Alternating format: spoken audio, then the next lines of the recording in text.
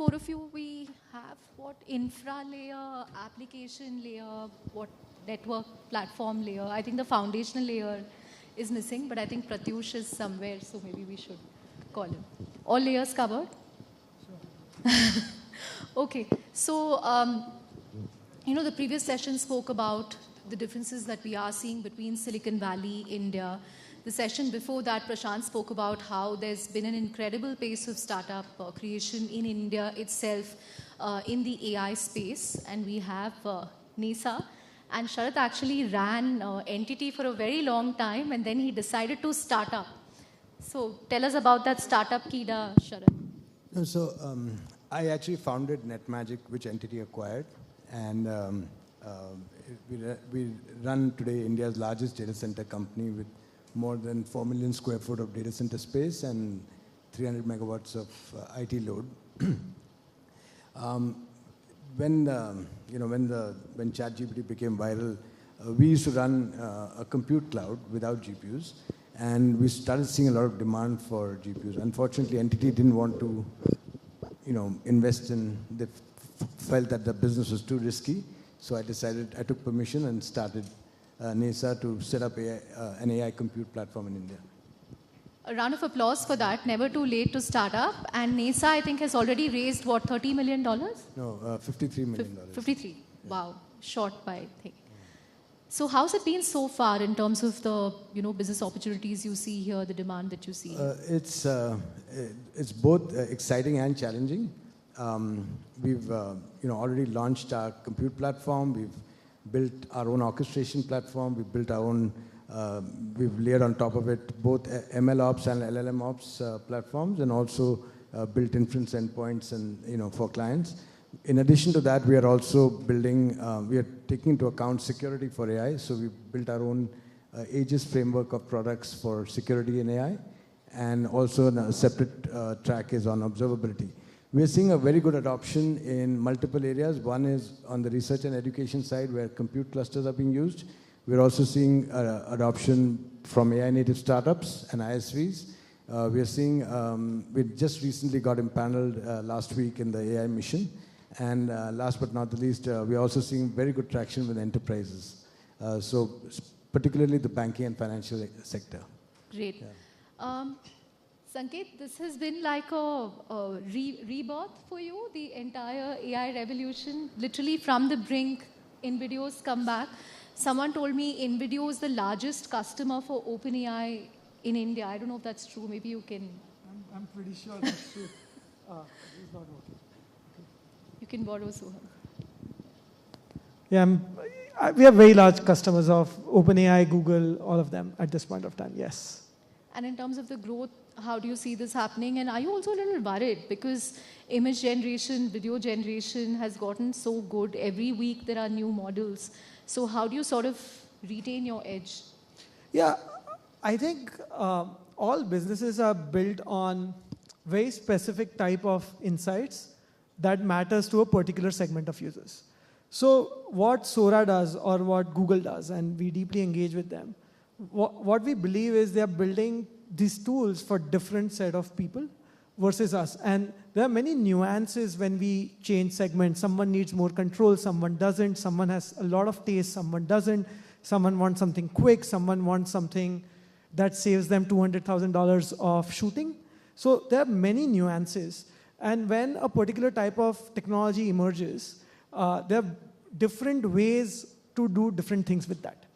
And when we, and the track that we run on, we feel very confident that it's a different segment that we are going after versus an AI video creation. And we actually love it because I think a lot of people do think that OpenAI is going to come for something or Google's going to come for something. But that is the insight we have, that I don't think that's going to happen in this particular part. And then once you have conviction, because of multiple reasons, you just operate with a particular zone of belief. Right. And have you also benefited hugely from India's creator ecosystem? You were at the Wave Summit, I think, recently in Mumbai. So is that also something that's really helping you get that shot in the arm in India? Look, I mean, if we look at our business, then it's unfortunate that India contributes only 5% to it, 4-5%. So do we get a lot of users? Yeah, we do get enough users. But the cogs in the AI market, what we need to do for that, I think doesn't add up in the Indian market today. And I don't think that has anything to do with InVideo. I think that has to do with how much money we take home every month as Indians. And just the financial structure of this nation today. And that is how it's going to look like for a while. Goes back to what Mitesh spoke about in terms of getting paying users. Yeah, correct. Like you won't get paying users because of where AI is, the cogs are very high, and you will just not get enough paying users in this part of the world today. Right. Soham, tell us about your own journey at Composio. Again, you know, whichever investor I've spoken to in the last 6 months, I asked them what's top of mind for you when it comes to AI startups. They all bring up Composio. What's special about Composio?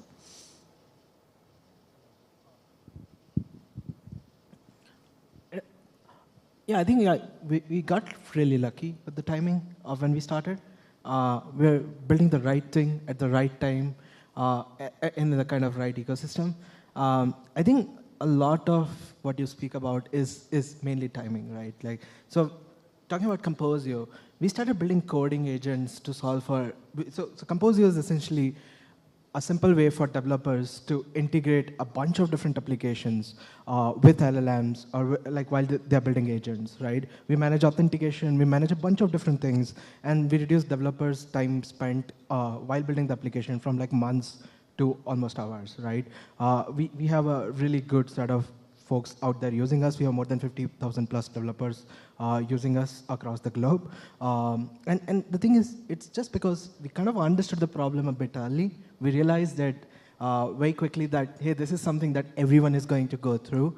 We were building coding agents back in 2023 when LLMs were not even good enough to sort of, you know, build like basic reliable agents out there. And that kind of helped us, right? Because when you realize the problem early, you really have some unique insights around it, and you match it with the sort of industry also moving. You are able to come up with like unique solutions at each different sort of point in time when the industry is maturing, so that you are always the perfect solution out there for anyone out building sort of or solving the same problem. Right.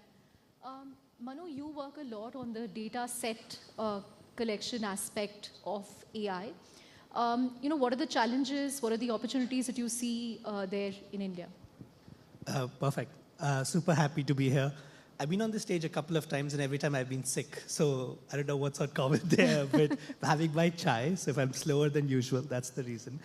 But I think, look, at Karya, what we have done is we have trained a workforce of 100,000 plus people to do all of these complex jobs that AI models need to scale. I think at the core of Karya is a fundamental belief that the communities we work with are not just excellent beneficiaries of AI, of course they are.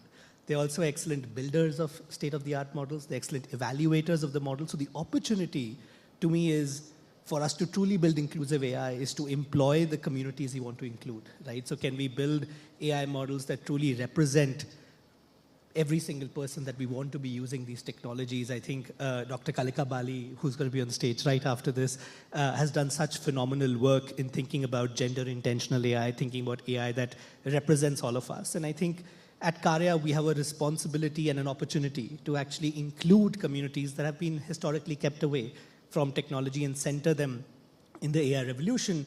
And doing that in collaboration with our clients. We work, of course, closely with the government of India. We work closely with Google, with Microsoft, all of these companies, and thinking deeply about how can we deliver business outcomes in uniquely Indian contexts by employing Indians.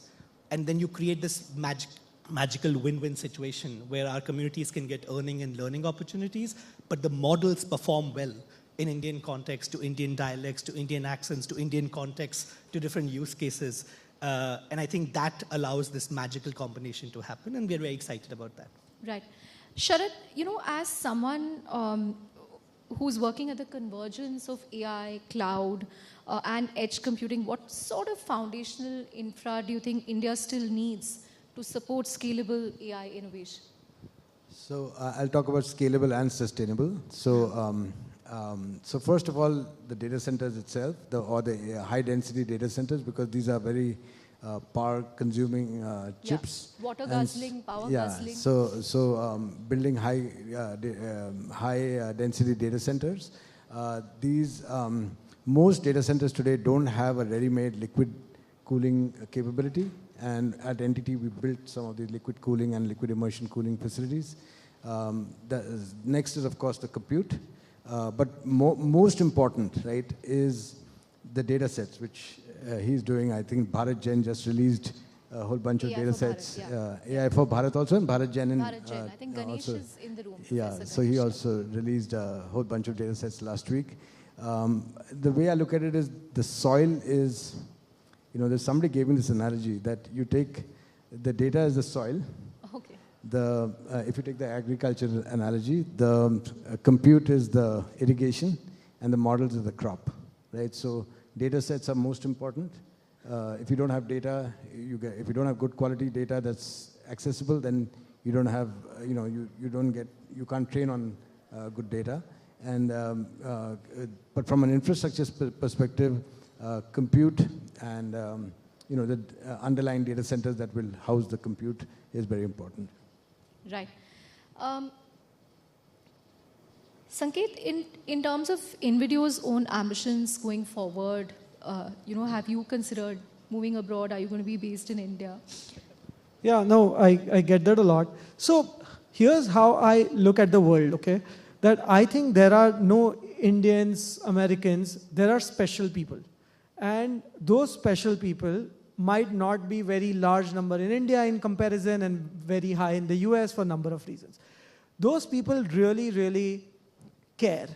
They care, they are not scared, they don't want to copy, they have their own opinion, they have their own take. I think that we try to breed that in our culture, and if we do that, I don't know what should I go to the US and do and what should I learn. I can just do all those things from here. Everything's available on YouTube if you really are willing to learn. And that, like all the papers of AI are available on the internet. Like everything is right there. It is the intent, and I don't know if my intent changes when I change the country. It's going to remain the same. And I think and I actually think even in the world of AI, I don't think it's very different. It is simple, right? Like it's giving a delta value to someone and making sure that that someone, you are not competing with a lot of people to serve that person. All your metrics are good. You are keeping on adding value to that person or going to the next adjacent person. And all the technologies available, browser, internet, and now AI. And you have to create more value and make sure that you hit the right degrees of delta. And when you hit right degrees of delta, the TAM expands.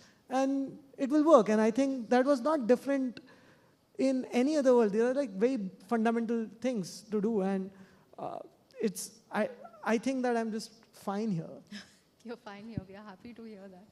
So, do you have a different take considering you operate more in the B2B enterprise space? Yeah, I think I would disagree, right? Because of the customers different. Exactly. So I was going to come there. It's in my context. That's what I said, B2C. Yeah. So the thing is, when you look at B2B customers, right, and most of our early startups, which were customers, were from SF, right? And literally, I could point out a square mile in SF, and 90% of our early customers were literally from that square mile.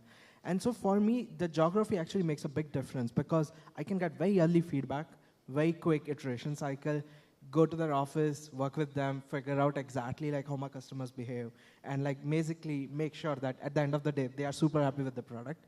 And so that's the delta in the sort of opinion. Right. And follow up for you, Soham. So, there are also a lot of native tooling platforms taking off. Would that reduce the demand for middleware platforms? How do you see this?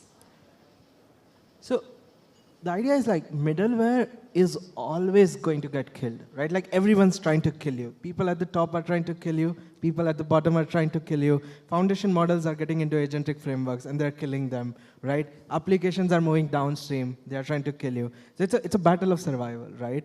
The good thing is though, if you do survive, the prize is really big, right? So, like to answer your question very succinctly, I think yes, a lot of people are creating, basically, let's say it's harder for us to survive, but as we develop more and more, sort of, as we create bigger and bigger mode, as we create bigger and bigger value prop, if I do survive, the prize is equally bigger. Got it. Manu, in terms of the quality of data itself, we're going to have Sarvam is already there, 3 more foundational models that the government has picked, 3 more startups that the government has picked to build foundational models, right? Socket, Gun, and Yanni. And one of their main focus is India-specific, language-specific data sets. What impact will that have in terms of improving the quality of data sets? The government also has AI Kosh, to which they've been adding a lot of data sets. So how is all this going to help? Look, I think it's fantastic, right? I mean, we're very lucky. As Sharad said, that's the soil. Yes. No, I think I oftentimes feel like doing AI work in India today feels like being in the Renaissance. Like there is just so much good work happening. Like I can spend the next 14 minutes just telling you good startups doing good AI work in India. And that's just how much good work there is happening, right? There is Argo from Adalat in the audience. There's Rocket Learning. There is Gramhal. There's just such incredible work happening in the ecosystem. It's phenomenal, right? And to add to that, the support that the government has given, we're part of the Socket collaboration. So we're especially excited about being the data layer for Socket. I think for us, the data itself is obviously critical. And I think what the Karya experience teaches us is that it is obviously not trivial, but not impossible to build really high quality data sets, right? We pride ourselves on paying our workers a decent wage, and we actually believe the wages we give our workers are the reason why the data sets that we get from our communities. Of course, our workers work in their homes, on their Android phones, and they're collecting all of these data sets across image, speech, video, text. They're doing evaluations, they're fine-tuning models in their languages, in English, doing all of these complex tasks. And even the pre-validation accuracies we get are some of the best in the world. We've always hypothesized, I mean, we've been now doing Karya for over 8 years. We were started in 2017 at Microsoft Research, just down the street here. And even in 2017, this was a question that my co-founders and I had, which was, why is the data that we're getting so good? And I think our hypothesis has always been in India, language and culture are uniquely intersecting, right? So when we tell someone that you're teaching an AI model how to speak Tamil, and you're getting these wages for it, it isn't just meaningful wages for that few hours. It's also the fact that I am preserving my language and my culture. And I think there is a lot of beauty in that, in how we intersect with language and culture, which I think is obviously worth preserving and very exciting. I also think that as we start seeing massive investments coming into the data layer, so there's work from AI Kosh and Mr. Nag, who's doing a phenomenal job there.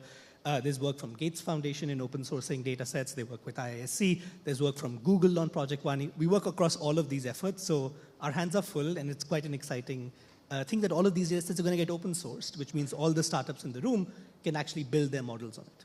Right. Sharad, do you think a lot about the second order impact of AI in India? Because for a long time, I mean, even now, the IT services industry is the largest job creator in the private sector. Startups have created jobs, but not at the same pace as IT. Then we had a GCC wave. And many of these jobs are getting automated today. What will that mean for lakhs of engineering graduates who pass out from India every year? How do you see that? I mean, this is, of course, is going to be a global problem, but even so for India. I think it has, upskilling is absolutely needed because it's a cliche that, but, you won't lose. Upskilling in what? Because even learning coding now is not going to save you. No, but how to, for example, how to use various AI tools, right, to make your job easier. But, and for the engineers, for the software engineers, as long as you can architect using what is possible, right, you won't lose. As the cliche statement is that you won't lose your job to AI, you'll lose your job to someone who uses AI more efficiently, right? So I personally feel that, yes, IT companies are concerned. I've met some of the the CEOs of the IT companies, and while they are at the forefront of using AI themselves, but they are concerned on the low-level workers that they have, that they've deployed in hundreds of thousands of jobs, because all those will get automated. And but the good news is that they are conscious of this. It's already started happening. Klarna had announced how they would get rid of all their call center, and the stocks of all the call center and BPO companies came down crashing. So, so it is a genuine problem, but I think the stakeholders are aware of what the problem is and are taking steps to, so I think upskilling in various forms. It could be, for the low level, it would be how to do prompt engineering better, how to do, how to use AI better for the engineers, how to use these tools like Cursor and other better, and, things like that. Yeah. I think that's also one of the pillars of the India AI mission, skilling. But, I was talking to this is for both of you, I was talking to the founder of Perplexity recently, Arvind, and he said, the pace of change is so huge that all I do is I wake up, I work, I sleep, I wake up, work, and I'm basically working all the time because I can't afford to take a break. If I'm away for some time, then, everything changes and I can't relate to it anymore. Are you guys getting enough sleep? No, I slept 3 hours yesterday. 3 hours? Yeah, that's it. I think your investors should be concerned. You should get more sleep soon. I think it's fine. It's also not the exhaustion. It's more excitement that keeps you awake. The adrenaline that keeps you going. Yeah. So 3 hours? Yeah. Ever since you started Composio. No. It's like yesterday, when you're working in multiple geographies, you go through this phase as well. And time zones. And time zones, yeah. You have these issues. Sanket? I have a 1 month-old at home. Okay, so anyway you will get... Anyway, yeah, I think it's... I sleep 8 hours a day. Yesterday, because I watched the RCB final, and I had to take an early morning flight to come to Bangalore, I slept less. But otherwise, 8 hours a day, minimum. Manu? I should not comment. But actually, want to go back to your question on the jobs piece, which I think is very interesting. My co-founder, Safia, is in the room. She is our Chief Impact Officer and runs something called the Karya Institute, where this is exactly the question we are asking. The latest IMF reporting that we have estimates that 12% of India's labor force will face displacement effects due to AI. That's a little over 60 million people, and that is definitely a scary number. That report also came out before deep research. And we are seeing evidence in our company where we were supposed to hire someone and we didn't because deep research did a pretty decent job. And I changed the role of who we wanted for this. I think we need to answer 3 questions critically. First is, what are the jobs of the future? Which is to your point, what do we upskill people in? And then we need to figure out a just transition for these 60 million or more or less people. Like a universal basic income. Exactly. And I think we need to figure out what that transition is. I think countries like India, Kenya, Vietnam, Philippines that built one part of the middle class through the BPO revolution are uniquely vulnerable, in my opinion. And I think we need to figure out what these new opportunities are. Second is then skilling, right? I think it's not enough for anyone to say, these are the jobs of the future, figure it out. I think we need to do the market linkages.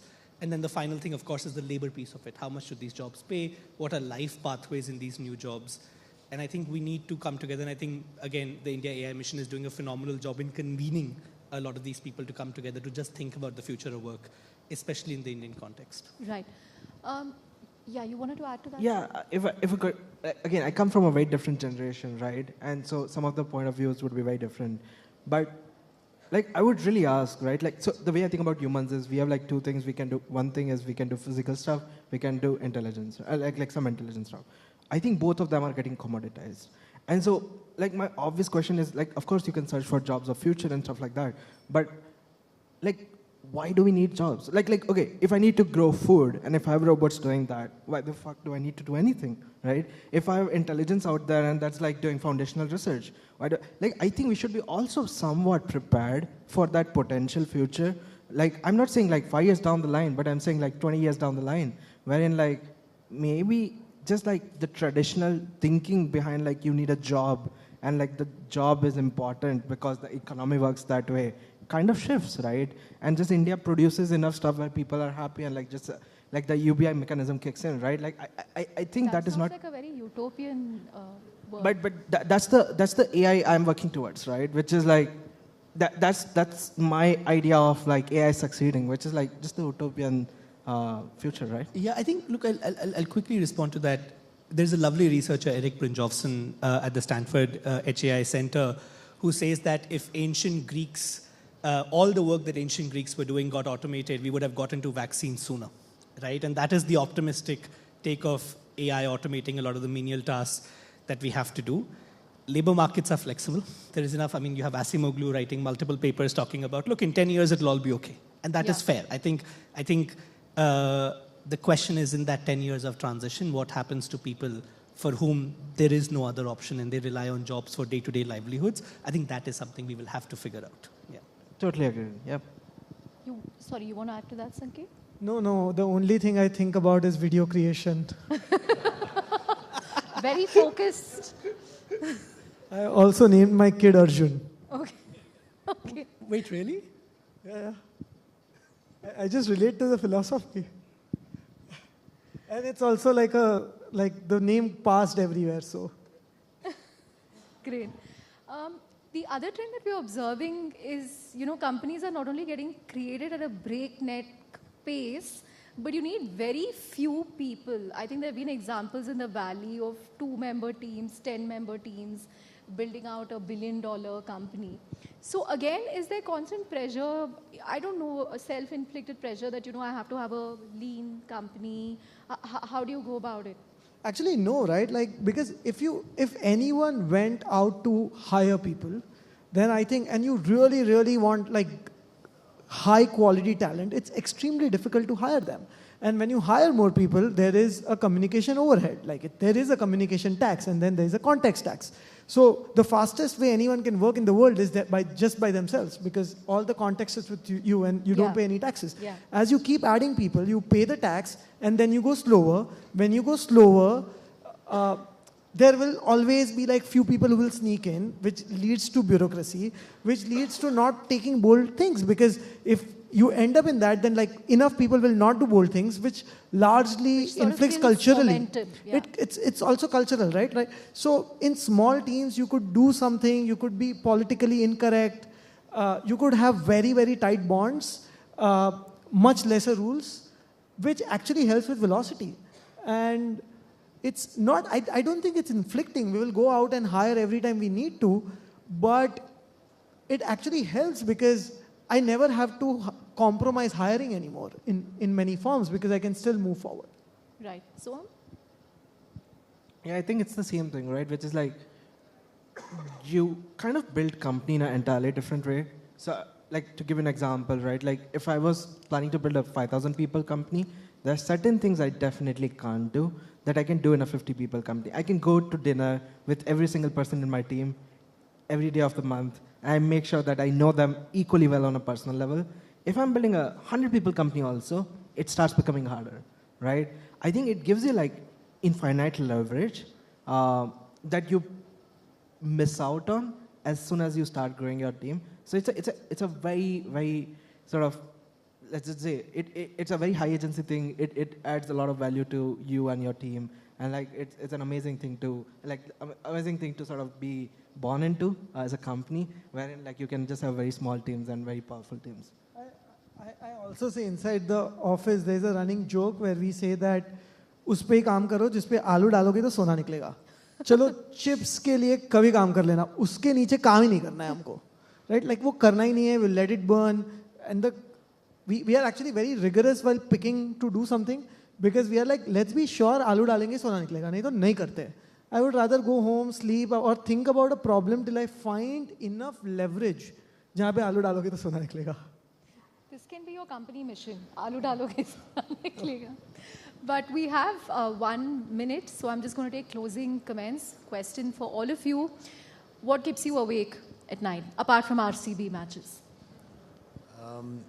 What keeps me awake? I think the biggest challenges we face are in terms of deep talent.